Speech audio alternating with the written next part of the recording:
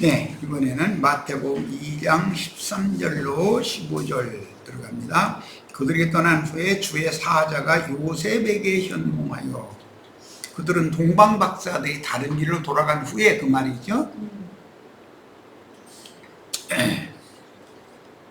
아기 예수를 이제 찾으려고 이제 헤롯이 군사 다 풀고 이제 난리 나겠죠. 그러니까 아기 예수는 피난 가야 되는 건 당연한 거죠. 이제 순서가 이제 그렇게 이어지는 거예요.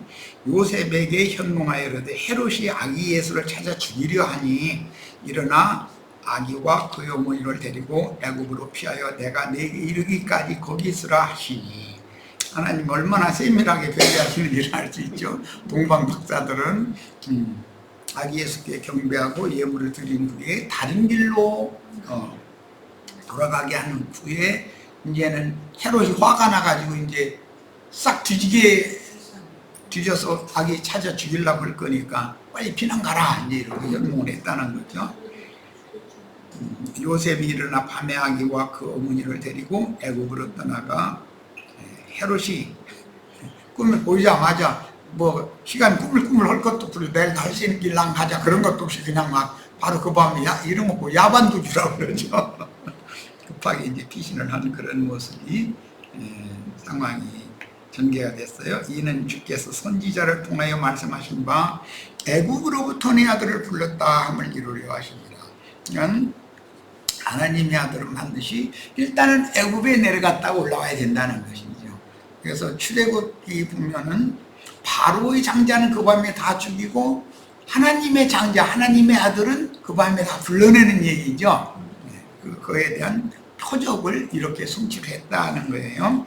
동방에서 온 박사들이 아기 예수께 경배하고 돌아간 후 즉시로 요셉은 2차로 주의 사자에게 계시를 받는 수단인 현몽을 통해서 헤롯이 아기를 찾아 죽이려 하니 일어나 아기와 그 어머니를 데리고 애굽으로 피하여 내가 네게 이르기까지 거기 있으라는 명령을 순종했습니다. 아기 예수의 육신적인 부모는 동방박사들이 먼 길을 와서 아기 예수께 경배하며 왕을 아련하고 예물을 드리고 떠날 때 이미 하나님의 성령께서 처녀의 대잉태시키고 해산시킨 아기의 신분의 위험이 있음을 감지했을 것이다. 요셉이 미련한 사람이 아니면 벌써 감지하죠. 헤롯이 이제는 자기 관할하는 구역을 베들레헴이라는 것까지 알으니까 베들레헴 집집을 전부 다 수색하게 만들 거 아니겠어요? 그건 뻔한 거죠. 현몽을 통해서 확실한 해답을 얻었을 것이므로 고향 나사렛으로 돌아가지 않고 애굽으로 향한 것입니다. 영적 유대인의 왕인 만왕의 왕께서 인류의 구원자로 오셨으나 말씀을 먼저 받았던 유대인들의 땅에서는 환영을 받지 못하고 마치 도망자의 모습으로 이방 땅에 급히 피하실 수밖에 없었습니다. 애굽은 당시 로마의 식민지로서 헤롯의 통치권 밖에 있는 지역이며 그 당시 약 100만 명 정도의 유대인들이 집단으로 군집을 이루며 알렉산드리아 등에 살고 있었다고 하니 쉽게 애굽 생활에 적응할 수 있었을 것입니다. 미국에 이민을 가면은 영어를 몰라도 LA에 가면 한국인 존에 가면은 한국 사람만 모여 살으니까 영어를 쓸 필요가 없죠. 사는데 아무 지장 없는 게 너무 많은 사람들이 거기 몰려 살으니까 자기 한국에서의 무슨 뭐 기능이 있는 그걸 가지고 와서 살으니까 먹고 사는데 아무 지장이 없는 거예요. 서로가 뭐 물건 주고 사고 팔고 다 그냥 한국 사람끼리 할 수 있으니까. 심지어 이발도 뭐 미국 사람한테 머리 깎아달라고 할 필요가 없죠. 예. 그런 것과 같은 거라는 거예요. 그때 당시 이제 바빌론 포로 이후로부터 물론 그 이전에도 그랬지만 유대인들이 흩음을 당하면 하나님의 선지자들은 애굽으로는 절대 가지 말라고 그래요. 자꾸. 그런데 많은 사람들은 애굽으로 다 도망을 가서 거기 가서 자리를 잡고 살았다는 것이죠. 그러다 보니 알렉산드리아라고 하는 곳은 이스라엘의 율법학자들도 거기에 많이 살았어요. LA라고 하는 곳에는 유명한 목사들이 거기 굉장히 많아요. 그래가지고 예배당들이, 한국인 교회들이 얼마나 큰 교회들이 많은지 몰라요. 이런 것과 예나 지금이나 똑같다는 것이죠. 그래서 우리가 현재 있는 이 성경의 사본도 알렉산드리아 사본이라는 것이 있을 정도로 그만큼 거기에는 율법사 서기관들, 전통적인 그런 사람들이 많이 가서 거했다. 그리고 유대인들은 어디를 가든 신앙이라는 명의 하에 모임을 갖는 거단 말이에요. 거기 각 동네마다 회당을 짓고, 오늘날 LA나 여기 뉴욕이나 또는 애틀란타나 시카고나 이런 큰 대도시에는 전부 한국인들의 예배당이 아주 성공하고 있거든요. 미국에 이민을 가서 정착하고 뿌리를 내리려면 한국 사람들이 모여 사는 곳에서 도움을 받아야만 뿌리를 내릴 수가 있잖아요. 그런 걸 살아갈 수가 있어요.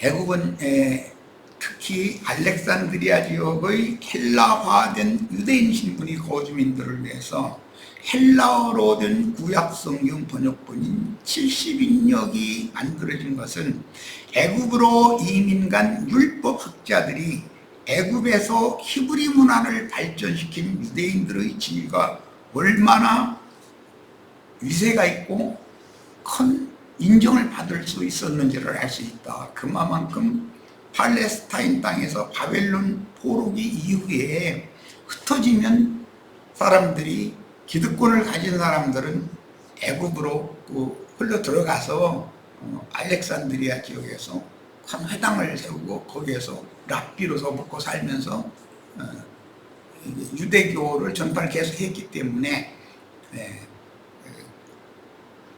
알렉산드리아 사본이라고 하는 그 사본의 근거에서 신약성경 이런 것이 번역이 됐잖아요. 그만큼 여기서는 신앙의 이름으로 유대인들이 결집을 하는 데 도움이 됐던 것이 애굽이었다라는 거예요. 예수님 아버지 요셉도 목수라고 하는 기술이 있으니까 애굽에 가서도 먹고 사는 데는 지장이 없었을 거 아니겠어요. 뿌리를 내리기가 쉬웠겠죠. 애굽어를 처음에는 몰라도 가서 이제 이미 유대인들이 가서 히브리어나 아람어만 사용하는 사람들의 틈에 같이 살아도 아무 문제 없이 살다가 나중엔 자연히 이제 애굽어를 익히게 마련이죠. 한편 유대인의 애굽 피난 역사는 오래전부터 행해진 것인데, 일찍이 흉년으로 인해서 아브라함이 애굽에 사라를 데리고 내려갔다 올라온 적도 있었고, 야곱도 70인과 함께 요셉이 중리하고 있는 애굽에 내려가서 죽어서 올라왔죠. 야곱은 상에 타고 올라왔죠. 솔로몬은 애굽 여자를 정비로 가졌다. 또 솔로몬의 사후에 여로보암과 많은 유대인들이 그곳으로 피난하여 유대인의 도시를 형성했다. 그러니까 애굽이라고 하는 곳에는 유대인들이 피난하기에는 좋은 장소였다. 대한민국에서 뭔가 정치적인 또는 다른 사회적인 어떤 범죄자가 비행기 한번 딱 타고 사기꾼들 같은 사람들이 한국인 틈에 굉장히 많거든요. 그래가지고 한국인이 한국인을 사기쳐 먹는 그런 것도 굉장히 많다는 거예요. 한국에서 사기꾼으로 떠는 인간들은 외국에까지 가서도 사기꾼으로 먹고 산다는 농담이 있더만. 바벨론 포로 시대에는 예레미야의 예언과 동일한 예언을 했던 스마야의 아들 우리야 선지자를 비롯한 많은 유대인이 그곳으로 갔으며, 특히 신구약 중간기 때는 시리아의 학정에 의해 그곳으로 많은 유대인이 내려가는 등 애굽은 유대인들의 피난처로 이용되었듯이 요셉과 마리아 가족은 쉽게 애굽에 이주하여 정착할 수 있는 모든 조건이 이미 조성이 돼 있는 상태에서 썼다라는 거예요. 이게 외국에 이민을 가도 이민 1세대가 제일 고생하는 거죠. 그리고 이제 2세대, 3세대만 되면은 완전히 그 나라 말도 다 배우고 그 나라 뭐 문화와 이런 것들 다 적응이 되기 때문에 이제는 한국인끼리 모여 사는 곳이 아닌 곳으로 나가도 얼마든지 살 수가 있죠. 그런데 요즘에는 뭐 세상이 이제 문화가 발전하다 보니까 이미 미국이면 미국, 다른 나라면 다른 나라의 그 문화에 적응할 수 있도록 한국에서 이미 많은 공부를 다 해서 학술적으로 뭐 이렇게 미국 사람들보다 더 탁월한 그런 개념을 가지고 가서 미국에 쉽게 정착할 수 있는 그런 이제 길이 이미 열려 있죠. 그러니까 우리들의 시대는 굉장히 좋은 시대죠. 이민 1세대 좀 그렇지만 얘기하기는 좀 그렇지만 6.25 전쟁 끝에 미군 따라서 이렇게 가신 그 분들은 세상에서는 정말로 멸시천대에 받을 수밖에 없는 요거도 먹고 그런 사람들이었는데 거기 가서 영어도 잘 모르고 미국 생활에 대한 그런 것도 모르는 상태에서 그게 살아남고 자식 기르고 해가면서 거기에서 견뎌낸다는 게 신기하죠. 그래서 우리는 최근에는 이제 우리나라가 뭐 동남아시아나 다른 어떤 많은 나라들에서 어떤 사람들이 이렇게 우리나라에 이제 이민을 오고자 해서 오는 사람들이 많은데 그들에 대해서 불쌍히 여기는 마음을 가져야지 함부로 사람을 무시하고 그러면 안 되죠. 사람은 하나님께로부터 원래 동등한 그 권위, 자존이라는 것을 하나님이 부여해서 인간으로 세상에 보냈는데 원래 다른 뭐 나라 사람이다 어떤 얼굴 색이 다르다 이런 걸 가지고 사람을 평론하거나 판단해서 함부로 대하면 안 되죠. 우리도 이만큼 넓혀야 되겠어요. 그리고 나는 이제 초문을 하자면 이상하게 분위기가 한국의 청년들이 혼인을 피하고 인구는 줄어들고 오히려 외국에서 들어와서 한국의 주민이라는 그 인정을 받아서 주민등록번호를 부여받고 그런 사람들이 아니면 한국의 인구가 유지되기가 너무 어려운 시대에 와서 이것도 하나님이 하시는 일이다 난 생각하고 있어요. 분위기가 이렇게 안 되면 국가에서도 외국 사람들을 그렇게 쉽게 받아주기가 어렵죠. 우리나라 인구가 차고 넘치면 외국 사람의 이민을 그렇게 쉽게 받아주겠어요. 미국이 왜 그렇게 많은 이민자를 수용을 했어요? 그때 당시는 이제 소련인데 소련과 이게 맞상대를 하려니 미국 인구가 너무나 적으니까 자신들의 후손을 퍼뜨리는 유럽에서 건너온 사람들만으로 자연 인구 증식을 해서 이 중국 이런 막 몇십억 되는 인구 이런 대국들을 상대를 하려면 이게 안 되잖아요. 그러니까는 막 급히 거의 수입하다시피 외국 사람들을 받아들였거든요. 그러다 이제는 미국이 이 정도면 우리도 자급자족하고 국력을 통해서 전 세계 경찰 노릇을 할 수 있겠다 싶으니까 이제는 그 가까이 붙어 있는 멕시코 사람들도 딱 장벽치고 못 들어오게 하잖아요. 그런 걸 보면 인간 나라의 민심이라는 건 다 똑같아. 우리나라도 예를 들어서 외국인의 수가 그 대한민국 혈통을 가진 국민의 수보다 만약에 더 능가해진다 그러면 정책이 바꿔져요.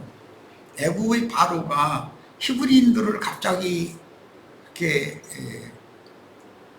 혹독하게 다루고 이렇게 된 것은 그들의 수가 더 애국 사람들과 맞먹을 정도로 막 불어나는 거예요. 그러니까 이대로 했다가는 이거 우리나라 이거 외국 사람들이 점령하겠네. 뭐 이러니까 박해를 했었던 거잖아요. 그런 일은 항상 일어날 수 있다. 이런 생각을 해봅니다. 참 얘기가 자꾸 길어졌는데 예수님의 피난에 대해서는 우리는 이제 많은 걸 생각을 해봐야죠. 그러니까 그 다음에 이세의 가지에서 나온 인자에서는 베들레헴에서 나서 애굽에 피신했다가 나사렛에서 자랐는데 30세 때가 찼을 때는 침례 요한에게 침례를 받고 갈릴리 해변 가버나움으로 이주하여 사역을 시작하셨습니다. 그러니까 여기서 우리는 이제 뭐 다음 장에 나오는 이야기인데 잠깐 생각해 보자면 요한을 예수님 앞에 이렇게 보내야 되는 것은 예수님이 30세가 되면 요셉이 30세가 되면 총리가 되는 것처럼 하나님의 말씀을 즉 생명 양식을 온 세상 사람들에게 나눠주는 사역을 잘 수행할 수 있도록 그 길을 열어주는 사역을 하라고 요한이 보냄을 받았었던 것이죠. 그러니까 요한이 예수님에게 침례를 줬으면 요한은 더 이상 침례를 주고 자기 제자를 두고 그러면 안 되는 거죠. 모두가 다 예수 그리스도께로 가야 한다 이렇게 가르쳐야 되는 거죠. 그런데 그런 것에 대한 이해가 너무 없다 보니까 오늘날 침례교단 사람들 모아서 침례탕에다 침례 주고 이렇게 해야 구원 받는다고. 만약에 침례탕에 침례 안 받았으면 구원 못 받아요? 그 얼마나 황당한 주장들이요.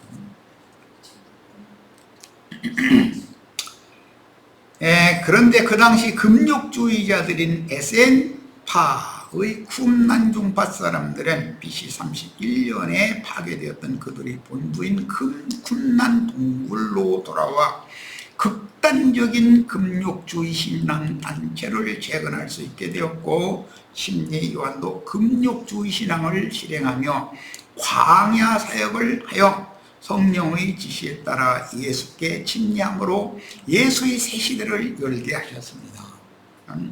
이제 예수님이 회개하라 천국이 갖고 왔느니라 라고 말씀을 시작하시면 요한은 더 이상 하면 안 되는 거죠. 예수님이 제자가 돼야 되는 것이죠. 애굽에는 알렉산드리아를 중심으로 유대의 회동이 있었고 그것을 통해서 유대인들의 접촉이 많았으며 직업을 구하는 일이나 각종 생활 정보도 나눌 수 있었으니 마치 현대의 미국 등 외국에 이민 간 한국인들이 예배당 모임이라는 매개체를 통해서 그래서 미국이 이렇게 한국교회가 성공하는 거예요. 안 믿는 사람들이 90%도 넘어요 사실은. 그런데 예배당에는 생업상 교제를 나눠야 되는 필요상 그냥 일주일에 한 번씩 의무적으로 가는 거예요. 근데 목사들은 이 사람들한테 진리를 가르치려고 하는 것이 아니라 헌금을 내는 것만 목적으로 삼으니까 열심히 서로가 교제하고 좋은 일자리들 서로가 이게 개척을 해가지고 돈 많이 벌어가지고 예배당에 돈만 내면 되는 거예요. 사실은 안 믿는 사람들이 90%가 넘거든요. 믿음이 뭔지도 모르고. 자, 특히 공종의 직업인들끼리는 쉽게 정보 교환을 할 수 있으므로 오늘날 월남 사람들이라든지 뭐 다른 어떤 나라에서 중국에서 온 사람들이라든지 그런 사람들은 자기네들끼리의 회합을 분명히 갖는단 말이에요. 거기에 가면 서로 정보도 나누고 어떻게 가면 뭐 어떤 공장에서 어떤 일자리가 있는데 거기는 월급을 얼마를 준다더라 이런 정보 교환을 하거든. 그래가지고 지금 한국인들과 비슷비슷한 임금 수준으로 왜냐하면 참 난 안 가겠습니다 그냥 이런다는 거예요. 그러니까 자기네들끼리 단체에서 그 사람 몇 달 동안 이제 살수록 생활비를 자기네끼리 이렇게 다 공급해 주면서 그 공장에 나에게 말해 좀 배짱을 치라 이런 식으로 하는 거예요. 그러면 월급을 안 올려줄 수가 없는 거죠. 사람 구하기는 어려운데 중소기업도 이런 식으로 한다는 거예요. 그런데 그때 당시도 그랬고 우리나라가 미국 갔을 때도 사람들도 그렇고 오늘날은 외국인이 우리나라에 와서도 똑같은 거예요 지금. 그리고 어떻게 하면 한국의 주민등록번호를 쉽게 부여받을 수 있는지 이런 것들을 서로 정보 교환을 하고 그런다는 거죠. 그럼 뭐 어쨌든 간에 잠깐 신문을 보니까 안산의 무슨 중학교인가 뭐 거기에서는 러시아어를 사용하는 그런 계열의 아이들이 학교의 70%가 넘는다는 거예요. 그러니까 한국말을 쓸 필요가 없게 되는 거예요, 이제 아이들이. 그러니까는 한국말을 쓰지 않으면 한국말을 배울 길도 없고 수업이 안 되잖아요. 선생님은 한국 사람인데 뭔 말을 하는지 하나도 못 알아듣는데 그냥 학교 왔다 갔다 하는 거예요. 그래서 저희끼리 러시아 말만 하고 그러니까는 러시아 이제 사용을 못 하도록 이제 어떤 조치를 하고 이제 이렇게 하면은 그것은 사실은 또 박해에 들어가잖아요. 이게 굉장히 우리나라 지금 이게 좀 어려운 이런 해결해야 되는 문제들이 많이 있더라고요, 지금 보니까. 외국인을 많이 받아들이는 것도 중요하지만 거기에 따르는 많은 문제들이 파생될 수밖에 없다는 것이죠. 왜냐하면 외국에서 나서 외국에서 어릴 때 우리나라에 들어왔으면 상관이 없지만 한국말을 자연히 배울 수밖에 없으니까. 그런데 외국에서 나서 그 자기네 나라 말로 다 익숙하게 하다가 우리나라에 오면 초등학교 1, 2학년 때쯤 오면 쉽게 적응을 하는데 중학교 이상 때 오면 이게 어렵다는 거예요. 한국말을 안 배우려고 한다는 거죠. 배울 기회도 적고. 그래서 나는 우리 수진이가 고생 많이 했겠구나 하고 생각했지. 한국어를 배워가지고 갔기 때문에. 그래도 걔는 뭐 불과 3살, 4살 때 갔으니까 큰 문제로 없이 잘 적응을 했겠지만 만약에 중학생 때 만약에 갔다면 어렵죠. 이게 외국에 가서 정착을 한다는 게 쉬운 게 아니에요.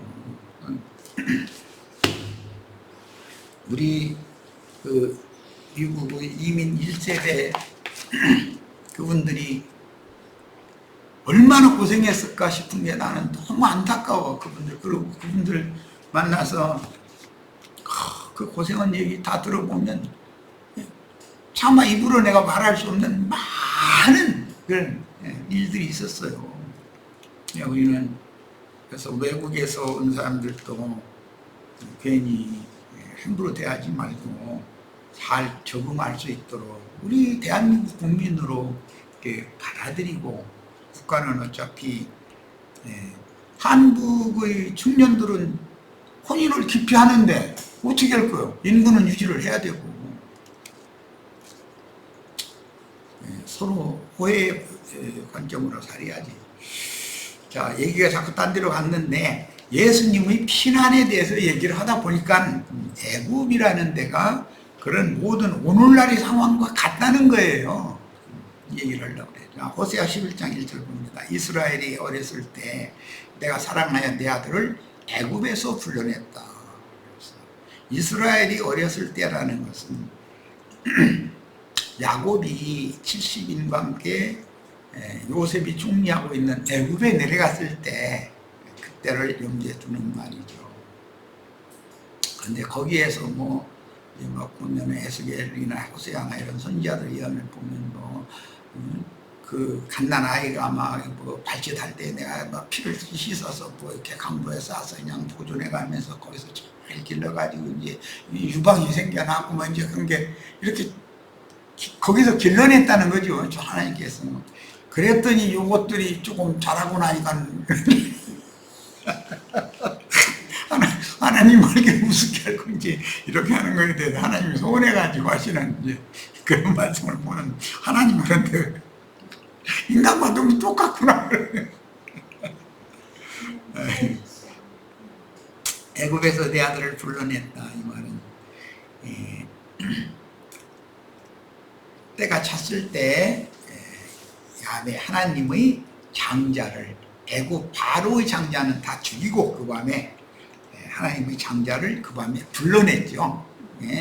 내 아들을 애굽에서 불러냈다라는 말은 이제 단체적으로 적용된다 이런 말이죠.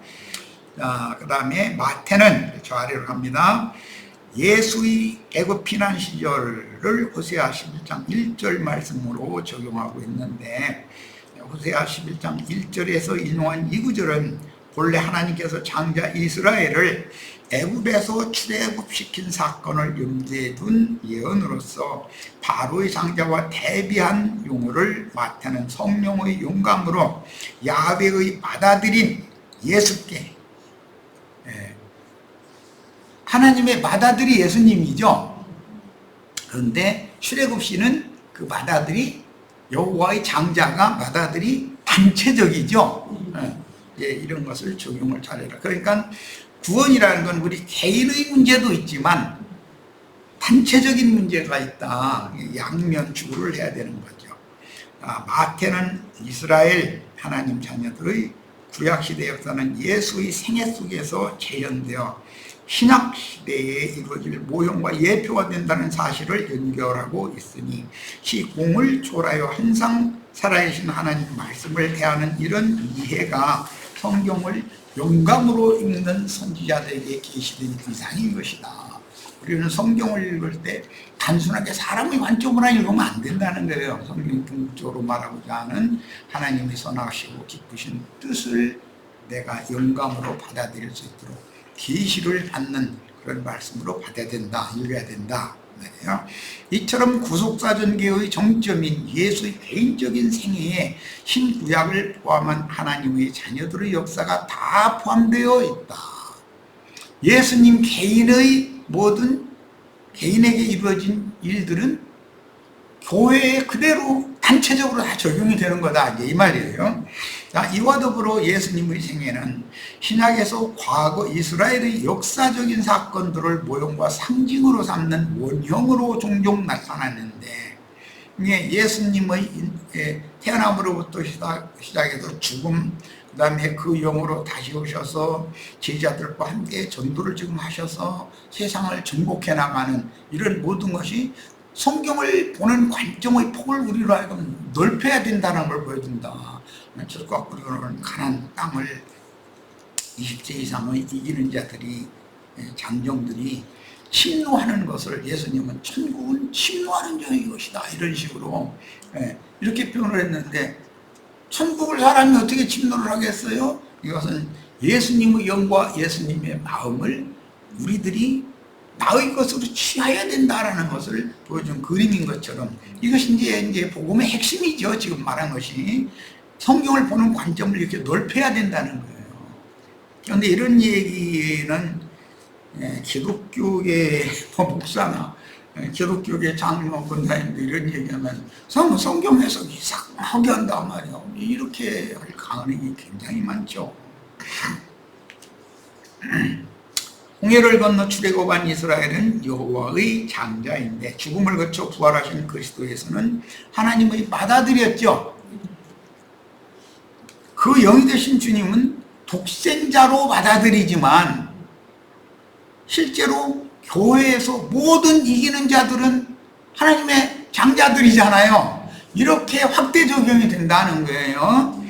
이와 같이 신약복음은 구약의 역사와 율법을 예언적인 의미를 지닌 것으로 간주하고 있어서 신약복음은 예언의 성취라는 관점으로 기록되어 있으며 주님과 사도들의 행적은 계시록에서 연결된다는 관점으로 성경이 기록되어 있으므로 성경을 해석할 때는 그 영의 움직임인 흐름을 따라 자기 세대에 적용해야 합니다.